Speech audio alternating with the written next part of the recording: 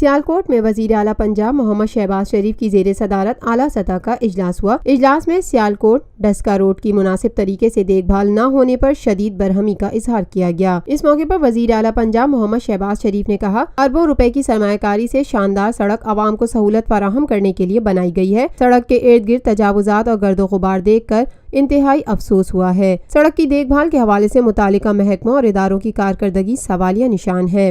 मोहम्मद शहबाज शरीफ ने कहा, महकमे एक दूसरे को जिम्मेदार ठहराकर बरियो जिम्मा नहीं हो सकते। मैं अवाम की सहूलत के लिए बनाई गई सड़क को इस तरह बर्बाद होता नहीं देख सकता। अवाम की सहूलत के लिए बनाई गई सड़क की ये हालत किसी सूरत नाकाबिले कबूल है। वजीर आला पंजाब मोहम्मद शहबाज शरीफ ने मजीद कहा, मुतालिका महकमों और इदारों को ख्वाब गफलत से जागना होगा। सड़क की देखभाल और उसको सही हालत में रखने के लिए फौरी इकदाम किए जाएं। Lotus Lake Towers, a groundbreaking endeavor by Lotus Properties.